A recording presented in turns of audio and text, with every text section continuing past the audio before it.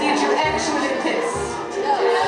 Yes, alright, very nice. Because like I said, I don't want you to do this in my seats after you drink too much, okay? Alright, so, you're probably wondering how I came to run this shithole. Oh no, I'm sorry, I meant this bastion of high art. Well, I remember it like it was yesterday. It was my birthday 3 years ago. And I was at the time working, it was June 5th, you want to know my birthday so you can buy me presents, right?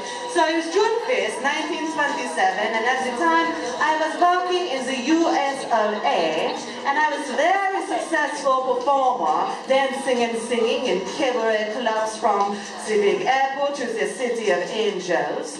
You know, and I was at the height of my career, and I was allowed to audition and was in fact accepted into Folies Bergère in Paris. I know, it's a big fucking deal. So there I am, this German girl in Paris, and I'm about to make my very big debut over there. But you know, it was my birthday. And so I was smoking a little bit of the clean herb, and yeah, it's nice. And so, you know, I'm smoking it, but then I get really hungry, you know, and I'm backstage, and there's nothing to fucking eat backstage. And so I'm feeling desperate back there, and all of a sudden I see bananas. About a dozen bananas, and they are conveniently strung together. It's like it's for me, a birthday present, right? And so, there I am. And by the time I had my fifth banana shoved deep into the back of my sword, the stage manager, she comes backstage, and she starts screaming at me in French, but you know, in this marijuana-induced banana-frenzied haze, I couldn't make out a lot of what she was saying, so she's screaming at me in French, and she said, "Oh no! I fucking hate the French by the way. Fucking French. Oh no, the black Venus! Oh no, the black pearl! Oh no, Madame Michele! By the time I realized that I had eaten about half of Josephine Baker's costume, I'd been run out of Folies Bergère, out of Paris, and before I could even get back to the US of A to resume my successful performing career, my banana-eating reputation had preceded me and was spread further than my legs ever could. I could not even get a gig. No, I could not even get a gig back in the lowbrow United States. So, you know, I thought I would maybe never perform again. But then, oh, don't cry me a fucking river. So, I thought I might not perform, but then I remembered this place where chaos reigns, where authority is discredited, where power is mad, and where quite literally anything goes. And I knew that I, Diva Le Deviant, needed to come home to Berlin. So that's how you all get to be here now, bitches. So maybe you could clap or something. I don't know. Alright. So maybe you like to look at a pretty girl. Okay, I warn you. You look like you might like it, so you might get whipped with this tail here. They aren't moving. I think they like it. They look like kinky bitches when I look at them. So.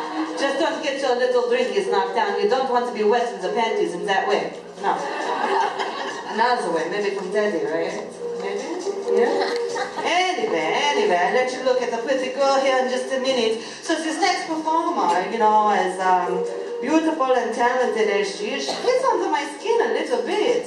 She is optimistic. She is ambitious. She's a little bit of a dreamer, really. She does not have any drug addictions. She does not drink. She does not fuck. You know, these are all characteristics I despise in a young girl. So, you know, when the rest of us are scraping by to try and make a fucking living over here in Berlin, and this girl, she's so stupid. She could be living in a lap of luxury with her family in some wealthy home, you know, in a safe town outside of Berlin. Instead, this girl, she runs away from her family to come to Berlin to be a starving fucking artist. And I ask her, why? Why would you leave your loving family in this home where you get 3 square meals a day to come here? And she says to me, she's always been drawn to the glamour of the cabaret club. I say to her, why don't you take a fucking train to the city in the weekend and go back home to mommy and daddy during the week?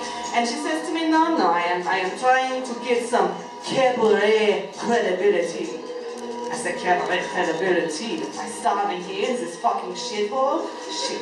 You should send me to mommy and daddy so I can eat a fucking stick.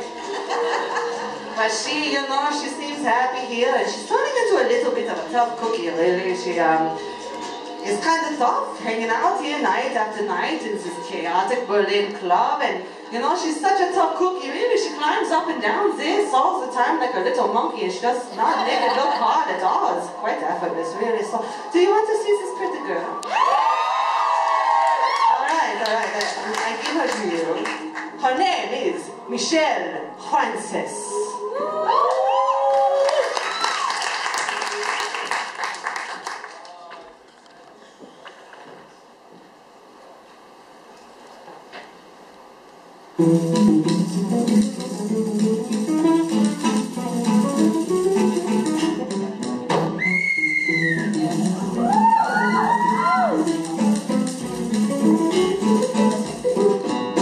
Tu m'as donné avec douleur des caresses, des petits morceaux de ta tendresse. Comme moi, je préfère les gâteaux. Et c'est pour ça que je suis désolée, mais je ne peux pas supporter les mensonges que tu m'as contés quand tu m'as dit que tu m'aimais. C'est pas l'amour, c'est quelque chose d'autre, mais c'est pas ça. C'est pas l'amour, c'est pas l'amour, c'est quelque chose d'autre, mais c'est pas ça.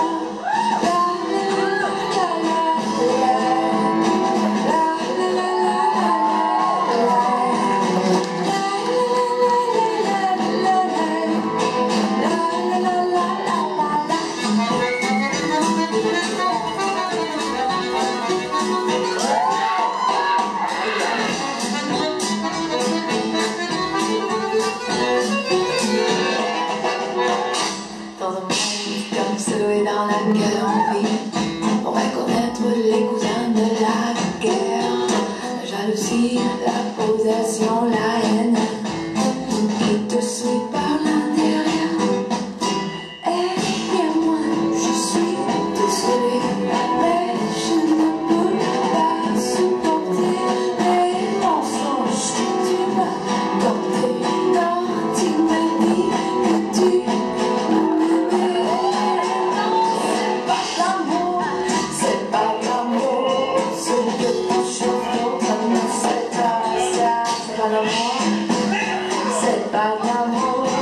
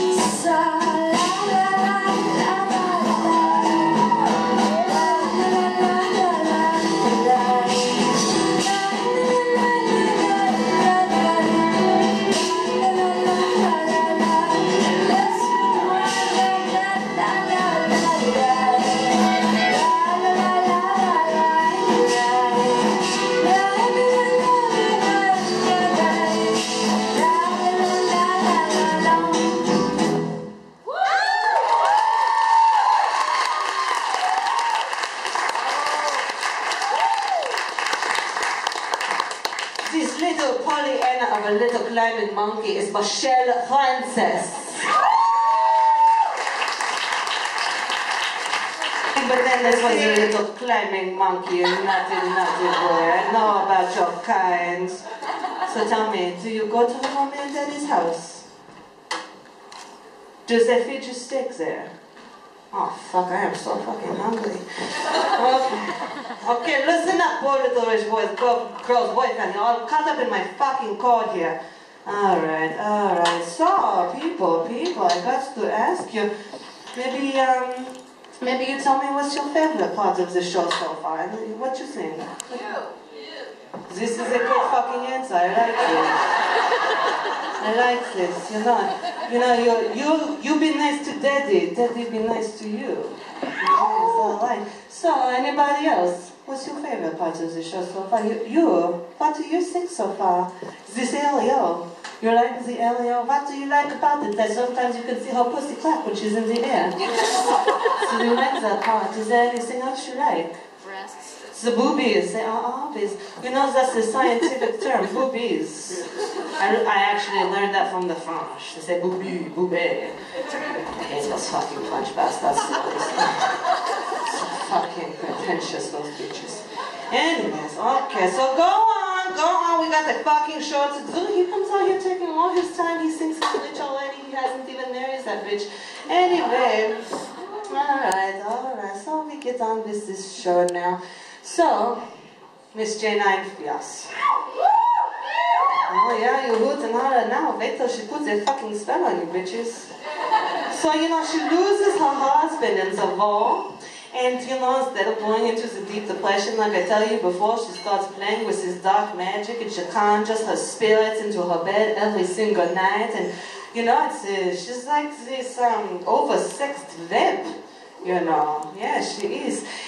But she needs something to soothe herself because her mind is discomforted and it suffers from these existential dilemmas all the time. And so she has to do something. So what she does is this dark magic and she lures the men and the women into her bed with the magic. And, it sounds kind of hot to me lately. But unfortunately for her lovers, she, like a little vamp, she really sucks them dry, I said sucks. Yeah. Them dry.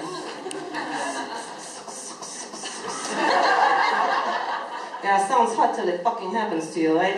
So she quite literally sucks them dry of everything that they have, including, sometimes, their lives.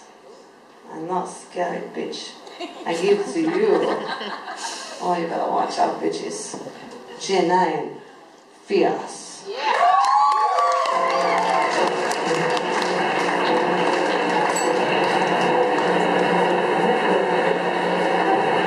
There is nothing supernatural about this.